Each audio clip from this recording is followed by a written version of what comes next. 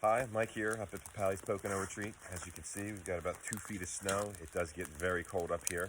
The house has heaters in the bedroom, but the primary heat is going to be the wood stove.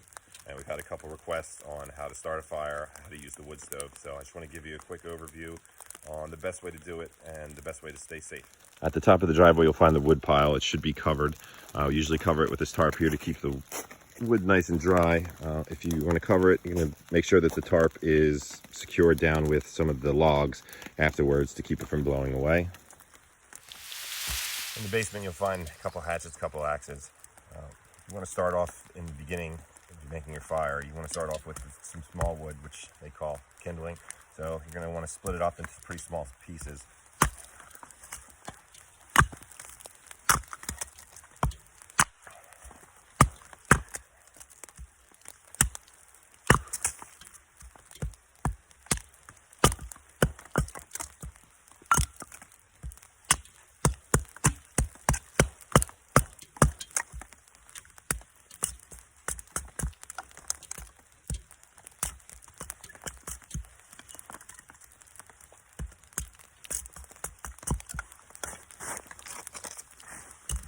This is about what you're looking for.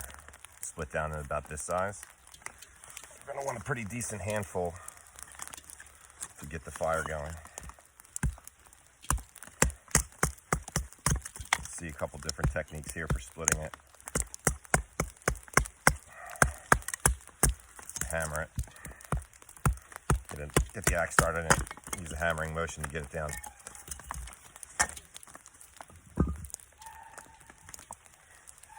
The wood here should be dry and already pre-seasoned, ready to go. Some of it splits easier than others, you'll see. After you've gathered up a nice handful like this, this is what you're going to use to start the fire. Smaller the better in the beginning, and you'll move up in size into different logs until you get up to like nice size, full size fuel logs, like this. In the basement, you'll find this wood carrier. It looks like a little canvas duffel bag. This is what you want to use to carry in the wood into the house.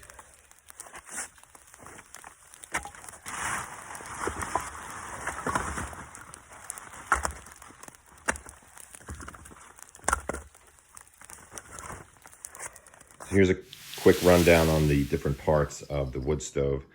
This one here, you're going to open this handle, rotates. That's what opens and closes it. Whenever you open a wood stove when there's a fire going, you definitely want to make sure that you always open this slow, or you're going to get a big burst of smoke, and it's going to fill the house with smoke and make you smell bad. So always open that slow.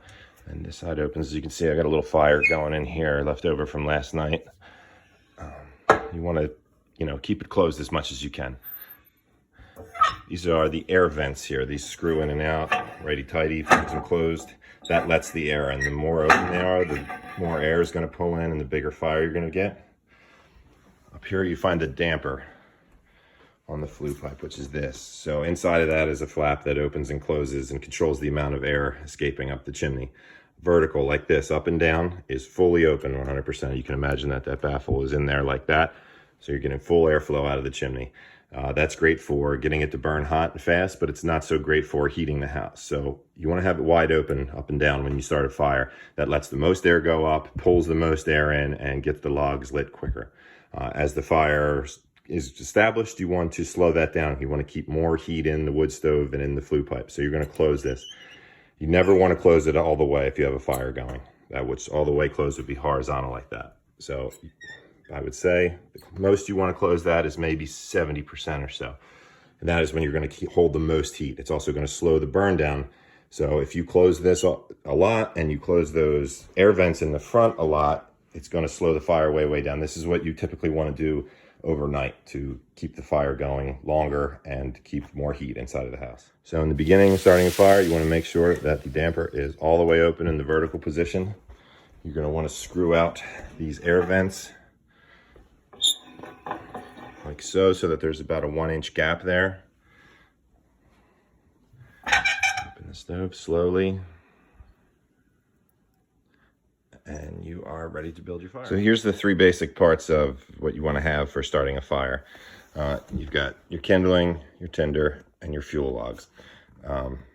Normally the kindling would be small stuff that you either shred with a pocket knife or can split with the hatchet. You want it not much bigger than the thickness of a pencil. And, you know, since we're not in the middle of the woods, in the middle of nowhere, you can also use, you know, shredded cardboard newspaper or something. The trick is it's something that you want to get that lights fast and burns quick. And this would be your tinder, which is a little bit bigger, kind of like a medium-sized log. You're going to also want to split that up with a hatchet and have lots of that on hand. And then finally, you're going to build your way up to the fuel logs, which are, you know, the unsplit bigger logs that you'll find out in the wood pile. Now you've got your kindling and your tinder and your fuel ready to go. You want to have everything on hand and ready to go. That way, once the fire gets going, you're not, you know, running outside or running around. So you can start off. The method I use is, I don't know, sometimes called the Lincoln log or log cabin style. I like to do it with 2 main fuel logs that I'll set up on either side. These are going to take a lot longer to light, so you want to space them out like this. The next step I'm going to use is I'm going to use some either cardboard or newspaper crumpled up underneath of that. You want to mix that in with some of the kindling that you have ready to go.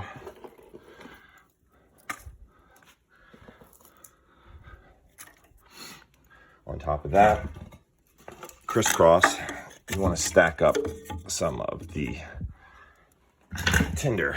You also have split, which is, you know, the smaller size logs. You want to set that up with any fire you want airflow. So you never want to crush down what you're trying to light on fire. You want to make sure that there's plenty of airflow. And in this case, the fire is going to be pulling it this way and up the back. So I leave the front open like that. I'll make, you know, a nice little crisscross stack pattern with the tinder. Like that. And sometimes, depending on how cold it is or how wet and damp the wood is, I'll kind of get a bunch of other stuff stacked in there so that as the fire goes, it will start to dry out and make it a little easier to fire up for you. So once you've got your setup, everything tucked in there, you can see everything is loose. You never want to crumple anything too tight or pack it too thick in there, or else you won't get the airflow that you need. I've got the kindling down the bottom, tinder mixed in, and some fuel logs mixed in there so that once it gets started, it will dry them out and also eventually catch them on fire. So if you want to do it the old-fashioned way, match, you're going to want to light it at its lowest point.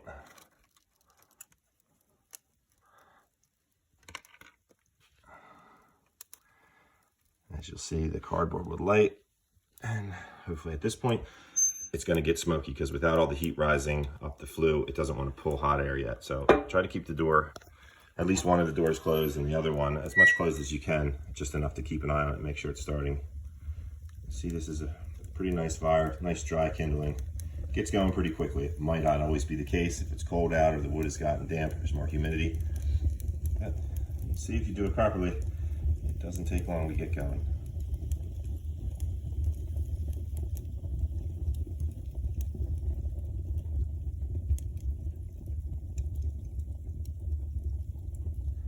If you feel comfortable with it, there is a mat cast blowtorch in the basement. If you really don't want to be a Boy Scout and start a fire like that, you can start it in the same method, but use this. Make sure that the valve's all the way open. This is your igniter here. You're gonna pull the trigger, and you can really get after it.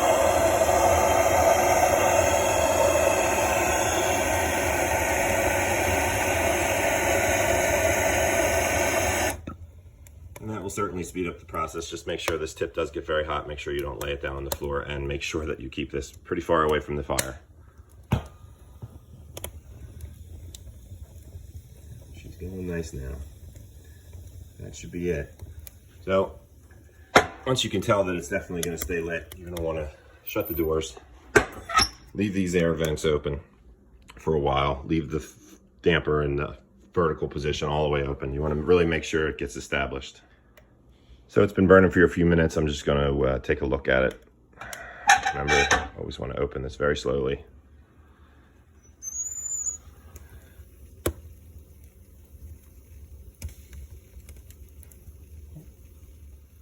So this is going pretty nicely now, but the key to a good fire is patience. You don't want to just keep shoving logs in there. They're going to be coming in from outside, and they are going to be damp, they're going to be cold, it's going to suck away. You also don't want to pack it so tight that you're not getting good airflow. So this is pretty good right now. You can see up there, you know, actually, even though this wood is seasoned, there is quite a bit of moisture. You can see it boiling out. So you're going to want to let it get nice and hot before you start adding your fuel logs. Make sure you've got some good coals going down the bottom. At this point, the damper is still wide open, the air vents are open. We're trying to get as much airflow and as much heat as we can going up that flue so that it's pulling in more air. All right, we'll check on this again. Again, opening the door nice and slowly. All right, yeah, that's what we're looking for. That fire is definitely not going to go out. You can see that it's got a nice pile of hot coals down the bottom. Some of the fuel logs are starting to light up at the top and on the sides. At this point, you can definitely feel free to load it up. So you're going to take some of the larger fuel logs, set them in. You don't want to crush the fire. You want to make sure everything is staying up off the bottom. There's good airflow. Got them in there. At this point, there's no turning back. This is a good fire. This is definitely going to stay lit. So as to not burn immediately through all the wood when you've got it going well like this, this is the part where we can slow the burn down some. So once you shut the door, you can screw in these air vents. You don't ever really want to close them all the way. Maybe leave a 1/4 inch gap. And with everything open, all that heat's going right up the flue, and you're heating up the outside, and that's not the goal. So you're going to close down. That's going to slow down the burn, and you're going to close this damper a little bit. Maybe put it at about a 45-degree angle at this point, because we want the fire to keep going. So put it like that. That's going to close that up. It's going to keep more hot air down here from here below, which means it's going to radiate off the stove. It's going to heat the house up faster, and you'll see in no time you'll be stripping off clothes because this thing throws a lot of heat. Another thing that I do here is we have this big ceiling fan at the top. Very important. I usually either in the beginning I'll keep it so that it's blowing up to circulate the air, or I will put it so that it's blowing down, because with the cathedral ceilings a lot of the heat stays up there. So you want to blow it down and force it down into the bedroom. So I'll usually put that on high. You just want to be careful when that's on, opening the wood stove, that you're not blowing around hot ashes or smoke. All right, so you've got a roaring fire going, but before you head in for the night, you're going to want to stock this thing pretty well full of wood in order to keep the burn going overnight, or at least as long as possible. You still may have to wake up in the night and feed it a little more because you don't really want it to go completely out, or else you're gonna wake up really cold, and nobody wants to wake up and go split wood and find logs out in their pajamas. So you want to make sure you have stuff on hand to start the fire in the morning in case it does go out. And also, like I said, you may have to get up and add a little more through the night, depending on how cold it is or how much you've stocked into it. So you've got a roaring, blazing fire. You want to really shove a bunch of logs in there, and you're going to want to slow down the burn again. You're going to keep those closed at about a 1/4 inch so they're pulling less air. And at this point, you can shut this damper a little more. You never want to shut it all the way completely horizontal because that will either choke the fire out or it could fill the cabin up with smoke. You don't want that. So I would say, you know, just a little bit north of horizontal like that is as much as you want to have this shut. That's really going to slow down the burn. It's going to hold the heat, and it's going to make it so that the logs burn throughout the night. Again, when you go to start the fire, if it goes out, or if you find that you've closed it too much and the fire is smoldering, you can always come out and open this back up, and it will get going pretty quickly again, and close it when you want it to slow down and hold the heat. In order to get it hot enough to heat up the bedrooms and to keep it going throughout the night, it will probably be the last thing you want to do, as this thing will get too hot and you will not want to be out here unless you have all the windows open or you strip down to your underwear. So make it the last thing you do is just chock it full at the end of the night and set it to its nighttime setting. So hopefully that video was helpful. It doesn't always work out that way. It takes a little bit of practice, a little bit of patience as far as getting it started and keeping it going. There's no real right or wrong way to do it. As long as it gets lit and stays lit, keeps you warm, then you're doing it right. But just keep in mind that is the primary heat here. So if you don't feel comfortable with using an axe or a hatchet, if you don't feel comfortable going out in the snow to gather firewood or carry firewood up steps, you know, if you don't feel comfortable playing with fire and lighting matches or using a blowtorch or any of those things, then this might not be the place for you. But if it is, you can see it's a fairly simple process, and we hope you will be staying with us.